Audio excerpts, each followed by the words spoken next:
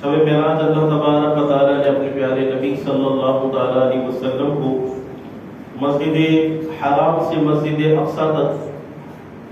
پھر اس کے بعد اللہ تبارک و تعالیٰ نے ساتوں آسمان کی اپنے پیارے نبی صلی اللہ علیہ وسلم کو سیر کروائی. عرش معلیٰ کی جو ہے اللہ تبارک و تعالیٰ نے اپنے پیارے نبی علیہ السلام کو سیر کروائی، حتیٰ کہ کعبہ قوسین کے مقام پر اللہ تعالیٰ نے اپنے پیارے اور عظیم نبی صلی اللہ تعالیٰ علیہ وسلم کو جو ہے وہ بلندی نصیب فرمائی اور اپنے دیدار سے اللہ تبارک و تعالیٰ نے مشرف فرمایا. تو اس شب معراج میں نبی کریم صلی اللہ تعالیٰ علیہ وسلم نے جنت کا بھی مشاہدہ کیا، جہنم کے حالات کو بھی ملاحظہ کیا، اور اس امت کے اندر گناہ گار لوگوں کو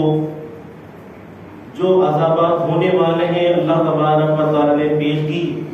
ان بعض عذابات کی جھلک اپنے پیارے نبی صلی اللہ تعالیٰ علیہ وسلم کو دکھلا دی، تاکہ نبی کریم صلی اللہ تعالیٰ علیہ وسلم اپنی امت کو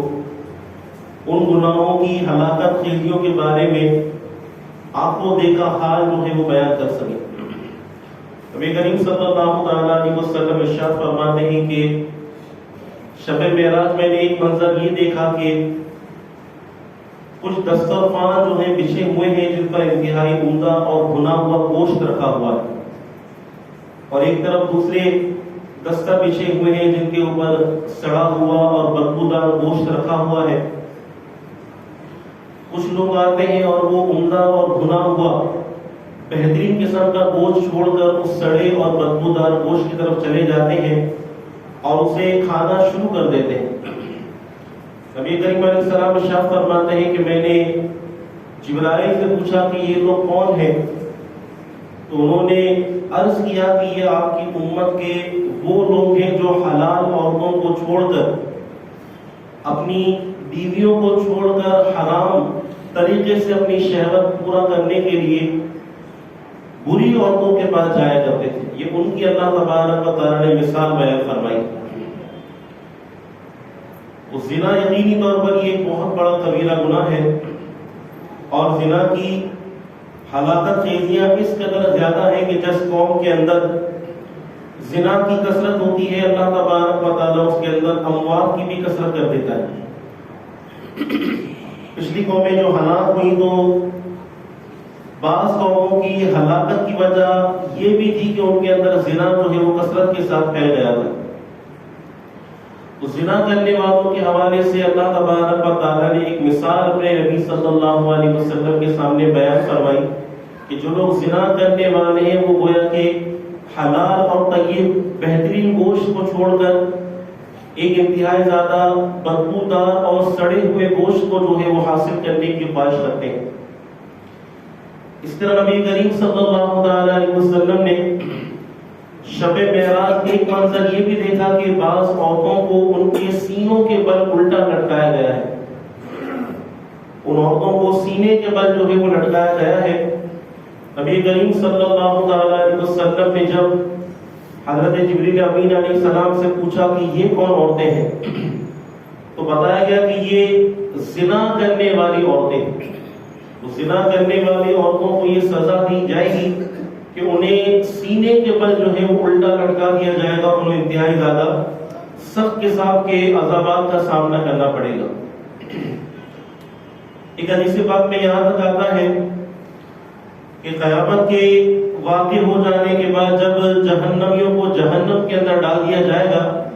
تو جہنم میں اس قدر زیادہ شدید اور اتنی زیادہ ناگوار بدبو جو ہے وہ پیدا ہوگی کہ جس سے اہل جہنم کی تکلیف کے اندر مزید اضافہ ہو جائے گا. جہنمی آپس میں بات چیت کریں گے، ایک دوسرے سے پوچھیں گے کہ یہ کیا معاملہ ہے، تو انہیں بتایا جائے گا کہ یہ زنا کرنے والے مرد زنا کرنے والی عورتوں کی شرم گاہوں سے نکلنے والی بدبو ہے. تو اس قدر زیادہ اللہ تبارک و تعالیٰ زنا کرنے والوں کو عبرتناک جو ہے وہ سزا عطا فرمائے. آج ہمارے یہاں چھوٹی چھوٹی بیماریوں کو بنیاد بنا کر، چھوٹے چھوٹے کاموں کو عذر بنا کر جو ہے وہ نماز کو ترک کر دیا جاتا ہے. اچھے خاصے نمازی حضرات بھی بسا اوقات چھوٹی چھوٹی چیزوں کو بنیاد بنا کر نماز جیسے فرض کو جو ہے وہ ترک کر دیتے ہیں۔ نبی کریم صلی اللہ تعالی علیہ وسلم ارشاد فرماتے ہیں کہ میں نے شب معراج ایک منظر یہ دیکھا کہ بعض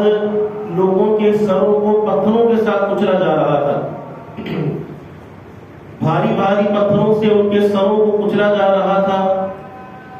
جب ان میں سے کسی کے سر کو کچلا جاتا، پتھر لڑک کر آگے چلا جاتا، پھر دوبارہ وہ پتھر اٹھایا جاتا، اتنی دیر میں وہ پھٹا ہوا کچلا ہوا سر دوبارہ سے اپنی حالت پر آ جاتا، اور پھر دوبارہ سے اس کے سر کو جو ہے وہ کچلنا شروع کر دیا جاتا۔ تو یہ دردناک عذاب دیکھ کر نبی پاک علیہ الصلوۃ والسلام نے جب اس کے بارے میں پوچھا تو آپ کو بتایا گیا کہ یہ وہ لوگ ہیں کہ جن کے سر نماز کے اوقات کے اندر بھاری ہو جایا کرتے تھے، جو نماز کو چھوڑ دیا کرتے تھے۔ تو دیکھیں بے نمازی کی کتنی بڑی جو ہے سزا نبی کریم صلی اللہ تعالی علیہ وسلم کو شب معراج دکھائی گئی۔ اور بدقسمتی سے آج اس امت کی اگر یوں کہا جائے کہ معاذ اللہ اکثریت نماز 5 وقتہ جو ہے وہ ادا نہیں کرتی، تو شاید یہ بات غلط نہیں ہوگی۔ حالانکہ نبی کریم صلی اللہ علیہ وسلم کو معراج کے اندر ملنے والا نماز کا یہ ایک عظیم تحفہ ہے کہ جس کے بارے میں صوفیہ کرام فرماتے ہیں کہ معراج اللہ تبارک و تعالی نے اپنے پیارے نبی صلی اللہ تعالی علیہ وسلم کو کروائی ہے، اور وہ ایسی عظیم معراج ہے کہ جس تک کسی نبی کی رسائی بھی جو ہے وہ نہیں ہو سکی،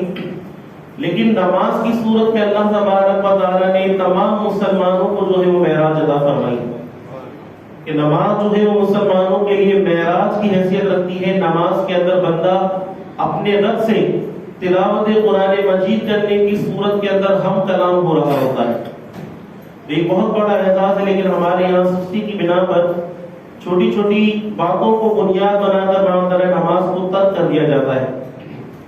اسی طرح ایک عذاب نبی کریم صلی اللہ علیہ وسلم کی شب معراج یہ بھی دیکھا کہ بعض لوگ ایسے تھے کہ جن کے پیٹ بہت بڑے بڑے تھے، جس سے بڑی بڑی کوٹڑیاں ہوتی ہیں، اس قدر زیادہ ان کے پیٹوں کو بڑا کر دیا گیا تھا، اور اس کے اندر سانپ بھرے ہوئے تھے۔ ان کے پیٹوں کے اندر سانپ بھرے ہوئے تھے، جب بھی وہ اٹھ کر چلنے کی کوشش کرتے دوبارہ سے وہ گر جاتے۔ نبی کریم صلی اللہ تعالی علیہ وسلم نے جب اس کے بارے میں دریافت کیا تو آپ سے کہا گیا کہ یہ آپ کی امت کے سود کھانے والے لوگ ہیں۔ جو لوگ سود کھاتے ہیں وہ گویا کہ اپنے پیٹ کے اندر جہنم کی آگ کو بھر رہے ہیں، اور ایسے لوگوں کا انجام جو ہے وہ بہت زیادہ برا ہے۔ سود کی مذمت کو نبی کریم صلی اللہ تعالی علیہ وسلم نے بیان کرتے ہوئے ارشاد فرمایا۔ اس حدیث بات سے اندازہ لگایا جا سکتا ہے کہ سود کھانا اللہ اور اس کے رسول کے نزدیک کس قدر زیادہ ناپسندیدہ اور قابل کراہت عمل ہے کہ نبی پاک علیہ السلام نے ارشاد فرمایا کہ سود کا 1 پیسہ کھانا اپنی ماں سے 36 مرتبہ زنا کرنے سے بڑھ کر، ایک تو صرف زنا ہے، تو زنا میں کسی اجنبی عورت سے نہیں بلکہ معاذ اللہ آدمی اگر اپنی ماں کے ساتھ زنا کرے،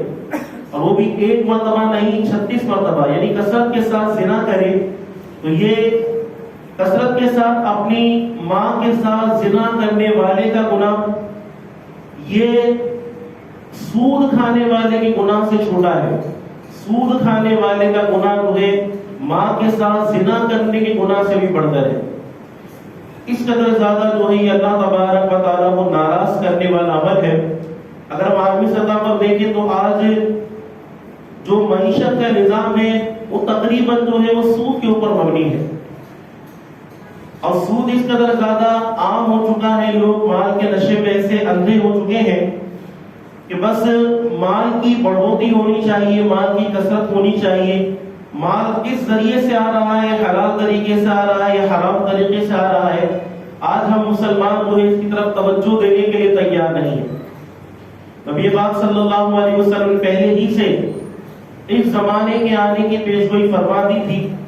اور شاید فرماتے تھے ایک زمانہ ایسا آئے گا کہ آدمی پرواہ نہیں کرے گا کہ اس کے پاس جو مال آ رہا ہے وہ کہاں سے آ رہا ہے، حلال طریقے سے آ رہا ہے یا حرام طریقے سے آ رہا ہے۔ تو جو لوگ سودی لین دین کرتے ہیں، سود کا پیسہ کھاتے ہیں، وہ اپنے پیٹ میں اپنے ہاتھ سے جہنم کی آگ کو بھر رہے ہیں، اللہ تعالیٰ کے غضب کو جو ہے وہ دعوت دے رہے ہیں۔ نبی کریم صلی اللہ علیہ وسلم نے ارشاد فرمایا کہ بندہ جس کا لباس گرد آلود ہوتا ہے، وہ حالت مسافرت میں ہوتا ہے، مسافر ہوتا ہے،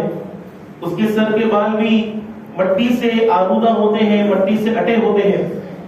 اس کے لباس پر بھی مٹی لگی ہوتی ہے، اور وہ ہاتھ آسمان کی طرف بلند کر کر یا رب یا رب یا رب کہہ کر دعائیں مانگتا ہے،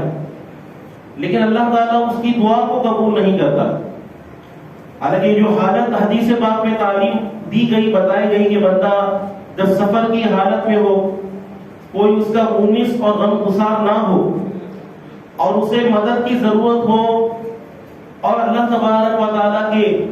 ناموں کے ساتھ وہ اللہ تبارک و تعالیٰ کو پکار رہا ہو، تو یہ ایسی حالت ہے کہ اللہ تعالیٰ مسافر کے اس طرح کی دعا کو جو ہے وہ رد نہیں فرماتا، کیونکہ اللہ تعالیٰ کے پیارے نبی صلی اللہ علیہ وسلم ارشاد فرماتے ہیں کہ اس شخص کی اس دعا کو جو ہے وہ قبول نہیں کیا جاتا۔ پھر نبی پاک علیہ الصلوۃ والسلام نے اس کی وجہ بھی بیان فرمائی کہ کیونکہ اس شخص کا کھانا جو ہے وہ حرام پر مبنی ہے، اس کا لباس جو ہے وہ حرام چیز سے حاصل کیا گیا ہے، تو اللہ تبارک و تعالیٰ ایسے شخص کی دعا کو کیوں جو ہے وہ قبول فرمائے گا؟ تو حرام کھانا یہ بھی قبولیت دعا کے لیے ایک بہت بڑی رکاوٹ ہے۔ بزرگان دین سے منقول ہے، صوفیہ کرام فرماتے ہیں صدق مقال اور عقل حلال، صدق مقال اور عقل حلال یعنی ہمیشہ سچ بولنا اور ہمیشہ حلال چیز کھانا، یہ آدمی کو مستجاب الدعوات بنا دینے والی چیزیں ہیں۔ یعنی جو بندہ ہمیشہ سچ بولنے والا ہوتا ہے، حرام سے بچنے والا ہوتا ہے، اپنے پیٹ کے اندر حرام کا لقمہ نہیں جانے دیتا، اللہ تعالیٰ کی بارگاہ میں اس کا مقام ایسا ہوتا ہے کہ وہ جو دعا اللہ کی بارگاہ میں کرتا ہے، اللہ تعالیٰ اس کی دعا کو قبول فرماتا ہے۔ اگر ہم دیکھیں تو یہ ایک عام جو ہے لوگ شکوہ کرتے دکھائی دیتے ہیں کہ ہماری دعائیں قبول نہیں ہوتی، تو ہمیں غور کرنا چاہیے کہ ہمارے رزق کا جو ہے وہ ذریعہ کیا ہے۔ کہیں معاذ اللہ ہم حرام طریقے سے مال حاصل کرنے والے نہیں ہیں، کسی کو دھوکہ دے کر، کسی کے ساتھ جو ہے وہ الٹا سیدھا گھپلا کر کر معاذ اللہ مال حاصل کرنے والے تو نہیں ہیں۔ سودی لین دین